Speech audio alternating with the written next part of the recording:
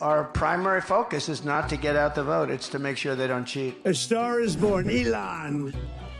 Who's the most dangerous of that trio, would you say? They all pose a risk to our democracy, to individuals, and to our community cohesion. What future is there now for the opposition? There is no oxygen whatsoever for Russian opposition. Either they're dead, they're in jail, or they're in exile. People inside the country barely know what a democracy is. Isn't it funny? You all laughed at me. What I have to say, you're not laughing now, are you? If Elon Musk were to give $100 million to Nigel Farage, what would your government do? Would you stop it? Well, I think we should change the rules as soon as possible. Is that democratic? What is your take on Chinese threats to Western democracy? China today is as big a threat as Russia, probably bigger, because it's more robust now. You're basically saying that your father's case suggests that the democratic experiment in Hong Kong is already over. Anybody saying that it's one country, two system, it's a farce. Will the Fourth Estate survive? This feels like the darkest moment of my entire professional career. That is not democracy.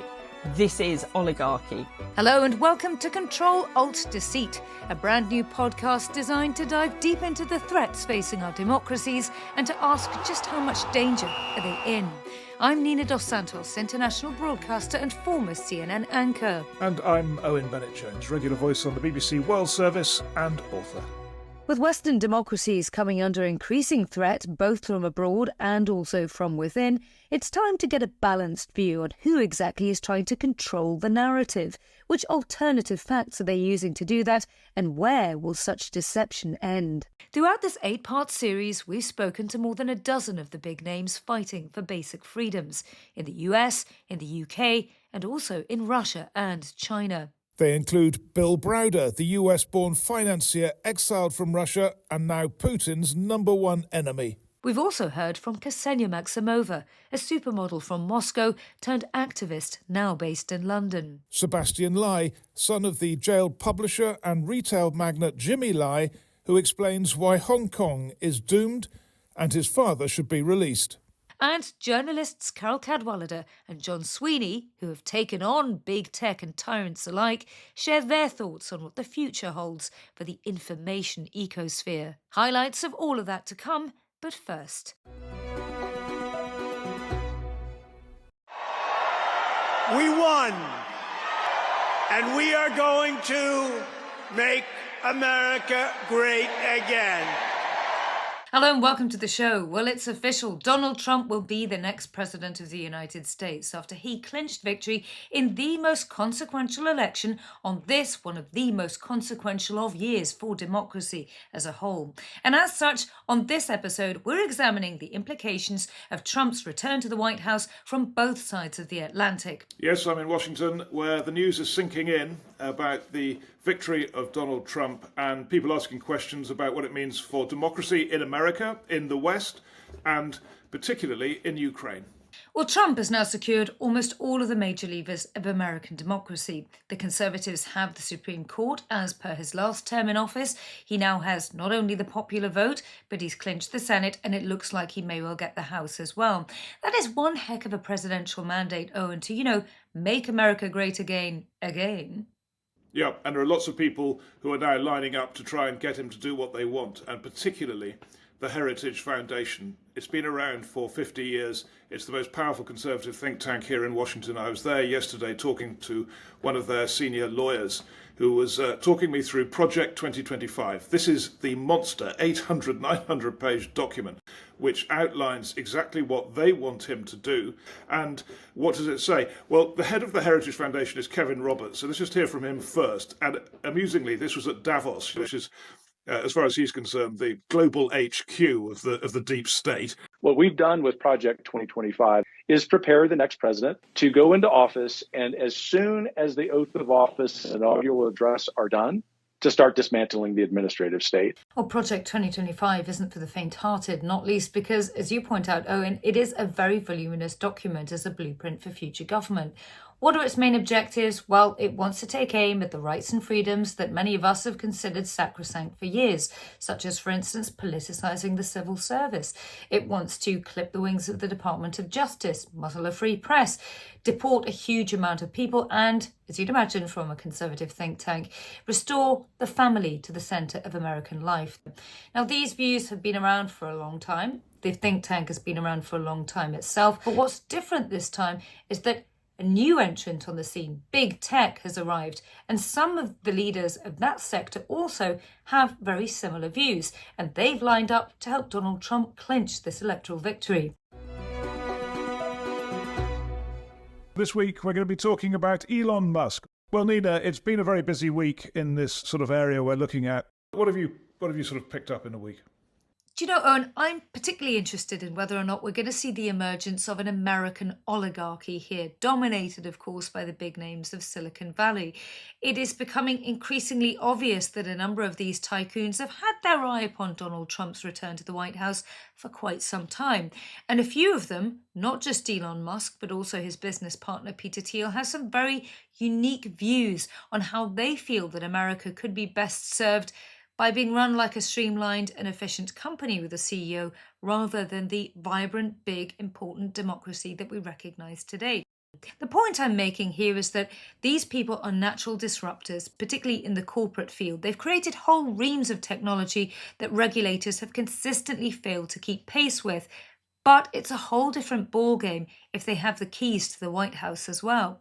I mean, there is another interesting thing about Musk at the moment, I think, which is that he's almost running his own foreign policy. I mean, he's so powerful because of these companies he has, and particularly Starlink, which has got military applications. So in Ukraine, when they wanted to make an attack on a Russian naval facility, and Musk got wind of it, he said no. Also, Starlink has been denied to Taiwan, with American troops even unable to use it because a request apparently came in from Putin, Xi via Putin, saying, please can you not allow Starlink to be used in that way? So you've got not just X and all the power that comes with that, but also a man who's basically, because of his corporate success, able to run a foreign policy with more leverage than many countries. Yep, foreign policy freewheeling is one issue, domestic conflicts of interest another. And by the way, Peter Thiel back in 2009 appeared to suggest that democracy in America took a wrong turn in 1920 when it decided to give women the right to vote. Well, make of that what you will. We're about to speak to one feisty woman who has first-hand experience of taking on the tech tycoons of Silicon Valley. Her name is Carol Cadwallader, and she is the Observer journalist who several years ago revealed that Cambridge Analytica, a consultancy company, had scraped the data of 87 million Facebook users without their consent for political purposes. Carol, what's behind this budding bromance between Donald Trump and big tech? Where do you think it's going to lead? Underpinning everything really that we're seeing politically around the world are these really deep-rooted structural technological issues around how we communicate. The last 8 years have been this battle in terms of it was made visible, oh, okay, this is now where power is resting, and this is how it is unaccountable. We need to take steps and rein in this power. And ultimately, we failed to do so. These are American companies which operate across the world, but they're based in America.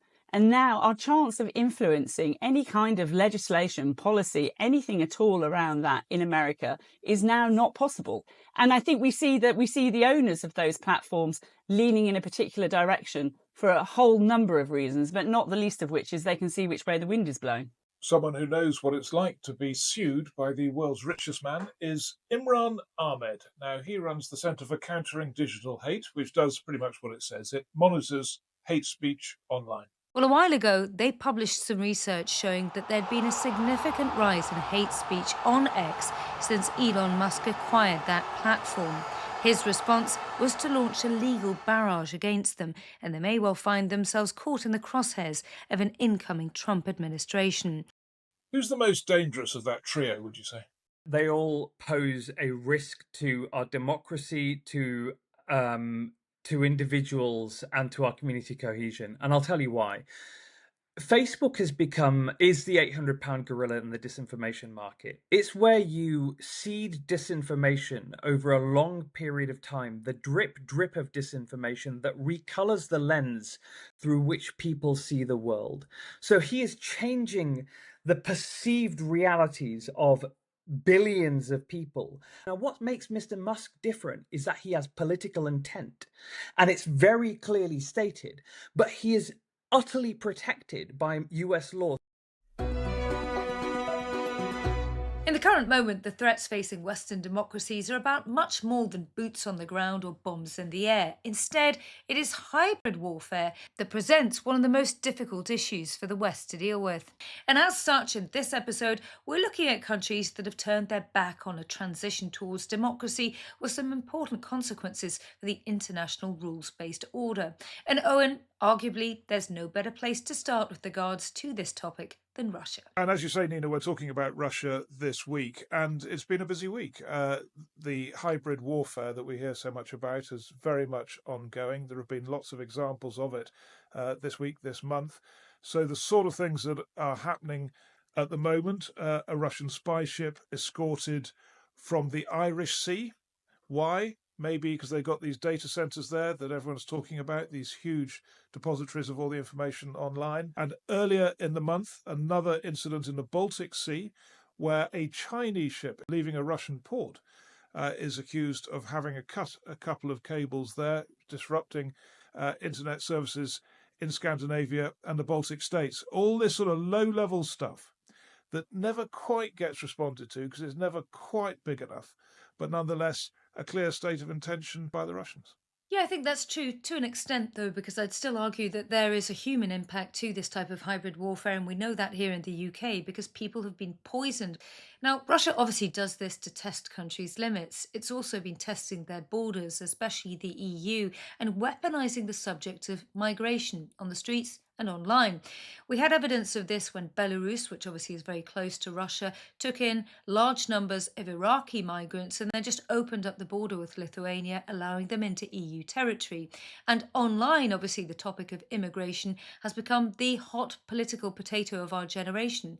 Bots linked to the Kremlin for at least a decade have been fanning the flames of that debate. And what that's helped to do is to move the political dial in Europe further and further and further towards the right. And what doesn't help in the backdrop of all of this, Owen, of course, is the fact that NATO hasn't really figured out how to respond to hybrid threats. I've been reading all the think tank stuff on this, and there's quite a lot out there on hybrid war. How should we respond? What should the West do? And it's pretty lame. I mean, you've got these academics writing these papers saying we've got to have better information sharing, that countries should respond in the same way and be unified and all that sort of thing, and it all makes perfectly good sense. But it does seem like it's just not going to be enough to deter.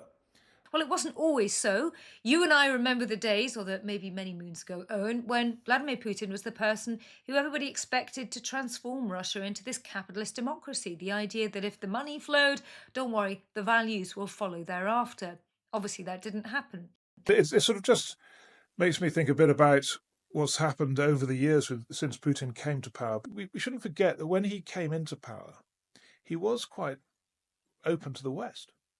It was back in those heady days that I first came across this man, Bill Browder, who at the time was the largest foreign investor in Russia. Well, that was until somebody seized his company, he was kicked out of the country, his lawyer, Sergei Magnitsky, was arrested and then subsequently murdered in jail. And it has been in Sergei's name that Bill has spent the last 20 years campaigning for human rights worldwide. I asked him whether, with the benefit of hindsight, he had any suspicions at the time that Russia wasn't fully committed to the cause. I think that every country has the possibility of having a democracy. I don't think that there's some kind of ingrained genetic predisposition towards autocracy in Russia. I think that that's an easy excuse for all of these authoritarians in Russia and elsewhere. What happened in Russia was that after the Soviet Union fell apart, there was all this sort of scramble to make Russia into a sort of capitalist, democratic, free speech type of society. But it's like building a house, and they didn't put in the plumbing and electricity. And the plumbing and electricity was the rule of law, institutions, property rights, checks and balances, all the things that sort of exist in normal countries. And so, they created capitalism without any laws. They created a sort of, democratic process without any checks and balances. There is the issue of whether there will be change from within, and how realistic it is to think that Putin will actually be toppled. And the history suggests that that is very unlikely. There has been a progression in his many, many years in power, and it's left the opposition confused and fractured. And we're going to hear about that now, because we've got an interview with Ksenia Maximova. Now, you may have heard the name. She was famously discovered in a Moscow cafe at the age of 16 and became an international superstar model. And she's now an international campaigner on democracy in Russia. She's founded this Russian Democratic Society, which functions in London. I actually flew to my first protest back in 2011. I was a single mom and I had no money, and I had to do 2 transfers to get to the protest and then fly right back because I had to be back at work on Monday. And when full-scale invasion started, I was like, we need to take people out in the street. We need to show that Russian scare. If we can do anything to make him nervous, let's do it. That's the most we can do actually from out here right now. The more nervous he gets, the more prone he is to making a mistake. So, Nina, it's China in this episode. And just to start this, I don't know if you heard this at the time, but it's always stuck in my mind. March 2023, President Xi was on a trip to Moscow and met Putin. And it was one of those moments where the cameras caught what they said off guard, because he was just leaving on the steps of some building, going into his enormous limousine, and said goodbye to Putin. And as he said, the cameras picked up what he actually said, which was this: right now there are changes, the likes of which we haven't seen for 100 years. And we are the ones driving these changes together. And Putin looked at him and just said, I agree. And I think that really helps explain the perspective they've got in China, that things are moving in their direction. It's not just the economy. It's that the politics of the West is in crisis. All these divisions, we've been talking about them through the series, the various things that are challenging Western democracy. And I think Xi just thinks history's on his side. Yeah, well, because in some ways it is. Let's face it, there are still plenty of countries lining up to do lucrative trade with China in the emerging markets, but also not only. Even the new UK government has done a lot to try and curry favour with Beijing, largely for economic reasons. It's interesting, Owen, because throughout the course of this series, we've often made the point that 2024 has been a huge year for democracy, and indeed it has. 40% of the planet got the chance to vote in some form. But I would argue also that it's been a year of contradictions, because if you lived in the world's most populous country, China, you weren't marking democracy this year at all. Instead, on the 1st of October, you were commemorating the 75th anniversary of the creation of modern China, the People's Republic of China, with Xi Jinping now having made it very clear that he's installed himself as the heir to Mao Zedong. And he's done that by consistently curtailing people's political and personal freedoms. It started out in Western China at the start of his tenure, and now this pattern of behaviour has culminated with new national security laws designed to bring Hong Kong to heel. These security laws have netted all sorts of people in their sights, but their highest profile target has been Jimmy Lai, the retail magnate turned publisher of the Apple Daily newspaper. He was arrested 4 years ago. He's been in solitary confinement ever since, despite the fact that he's 77 years old and he's actually a British citizen. We've been speaking to his son Sebastian about efforts to try and get him free. It's a complete show trial, and it's not just the opinion of his lawyers. It's the opinion of the UN Working Group on Arbitrary Detention. Multiple states have called for my father's release, including the United States and United Kingdom, and we're very grateful for that. But truth be told, it's not the time to be pulling punches. My dad's 77. He, being in solitary confinement for the last 4 years, his health has gone much worse. And this is a case where if the United Kingdom doesn't do more, though we are very grateful for what they have done so far, you could have my father, a prisoner of conscience, die in jail because he stood up for democracy. Sebastian, what would you like the UK government to do? There's a lot that they can do in regards to my father's case, and I'll give the example of Australian journalist Chang Lei, who the Australian government managed to get her out after she was arrested. The Australian government wanted better relationships with China. And the point that they made and the point that we make, seeing that we want to normalize relationships, is that how can we normalize British citizens getting arrested in Hong Kong for peaceful democracy and protest, for journalism. You're basically saying that your father's case, and the cases of many others who are facing similar situations, suggest that the democratic experiment in Hong Kong is probably already, it is already over. Yeah. Anybody saying that it's one country, two systems, it's a farce. Let's just hear next from someone who has experienced the Chinese justice system firsthand, not like Jimmy Lai in Hong Kong, but in mainland China. His name is Peter Humphrey. I actually have known Peter Humphrey for many, many years because he was a Reuters bureau chief in Bucharest when I got my first gig as a foreign correspondent at the time of the revolution in Romania. And he's now a research associate of Harvard University's Fairbanks Center for Chinese Studies. And the reason he's come to this sort of prominence is that he was working in Shanghai as he'd given up journalism and gone into due diligence work for companies. And in the course of that work, he found out too much. He was a very good Reuters bureau chief, and I suspect he was a very good due diligence investigator. And he upset people by finding out in the Chinese system too much about their dodgy practices.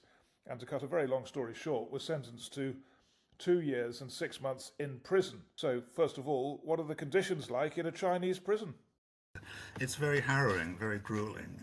When you're detained, you're thrown into a cell with about a dozen other detainees. There's no furniture. You sleep on rough wooden floorboards. You hear the insects under the floorboards chirping in the night. And the walls of this cell were just all peeling plaster, absolutely rotten. Bars at two ends of the cell. So you're completely open to the air, and you had to do everything on the floor. You had to sit on the floor, eat on the floor, sleep on the floor, and the toilet was just a hole in the floor type of toilet in the corner of that cell, and absolutely no privacy when you pooed or washed. And every day you were being summoned to an interrogation cell to be interrogated. And there's no hot water.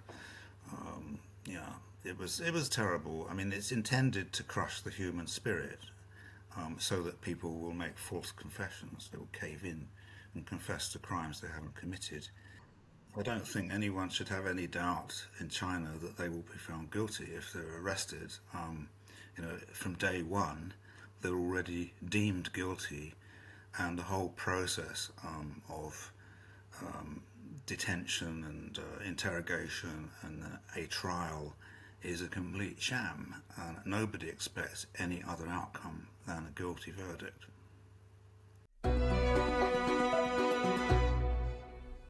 This week, we're focusing on the UK and on the issue of money and politics in particular, amid news that Transparency International, the anti-corruption NGO, has released a report suggesting that £1 in £10 making its way into the British political system comes from questionable sources. This dirty money isn't just a problem for Parliament. Over the last 2 decades, it's also pushed property prices up sharply, hollowing out entire communities across London and the South East, as residents there can no longer afford to compete with kleptocrats seeking large houses in which to hide their ill-gotten gains. One of the reasons that this phenomenon is so pronounced in the UK is thanks to the role of the Crown dependencies that appear to open a back door to all kinds of cash. We've been speaking to all sorts of experts on the topic, including members of Parliament and peers from both sides of the aisle. London is a pretty attractive venue if you have lots of money, large comfortable houses, an enviable lifestyle. You can make grand announcements about how you're cracking down on these things, whatever party you are, whatever government you are, unless you're actually going to make sure that the authorities, whether it's a national crime agency or the serious fraud office or whoever it is, has got the resources, it's just fine words.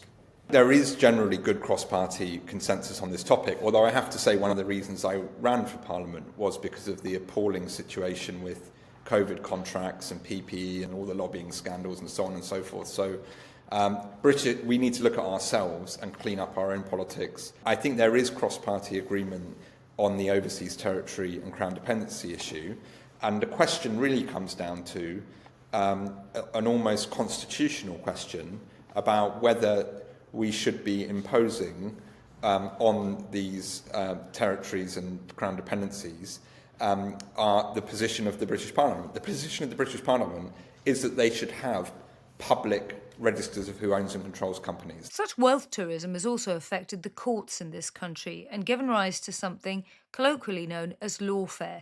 This is a process by which rich and prominent individuals launch spurious legal cases against anyone seeking to probe their affairs, be it a journalist or otherwise a corporate investigator.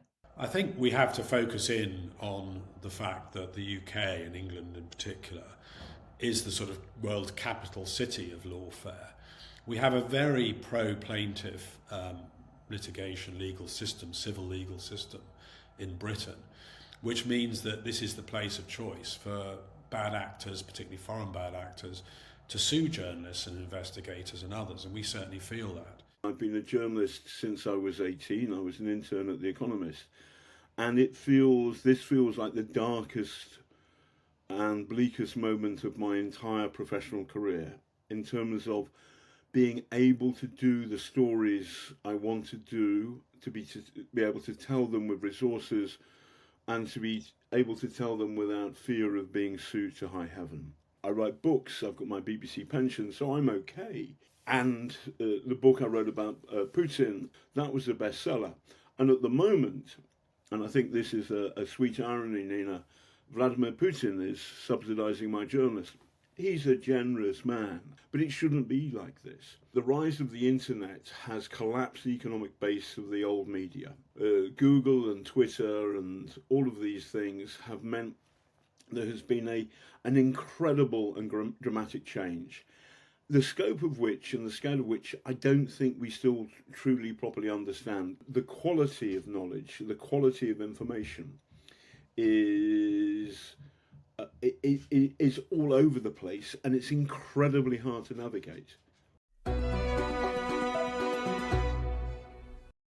So, Owen, we've been doing this series for about 2 months. Let's see whether any of us have learnt anything. It's time for, drumroll please, our Ctrl-Alt-Deceit quiz. And I'm going to kick things off with this first question. What was the biggest political donation in British history, and how much was it worth? Well, I suppose it'll be modern because, inflation. I don't know. 30 million quid? I've no idea who. You're off by a bit, but it was actually £10 million given posthumously by the late Lord Sainsbury in 2023. It would take your average Briton 4,000 years of hard work to have enough cash to try and make that type of contribution to their political system. So here's my question. How many members of staff, of Prince Charles's staff, did it take to count the £2.6 million he was given in cash by Sheikh Hamad bin Jassim bin Jabir Al Thani? That's a good one. I don't know, 20? I mean, how many people do you need to count that much cash? 2 members of staff, although Coots were then asked, that's the Royal Bank, were asked to come round and collect it all. Supplementary, which shop did the bag that contained the money, which shop did it come from? Ah, that I know, Fortnum and Mason. Well done, well done. And that brings to a close our first ever series of Ctrl-Alt-Deceit. We really hope that you've enjoyed listening to the programme as much as we have enjoyed making it. And we're not giving up yet, because we'll be back in 2025 looking ahead to the next big election on the cards, which is taking place in Germany. In the meantime, if you want to stay up to date with our future plans, hear snippets of the interviews contained in this 8-part series, or just read up about democracy, you can find us on X and also on Blue Sky. Our X handle is at CTRL_danger. Thanks for listening, and from both of us here, goodbye.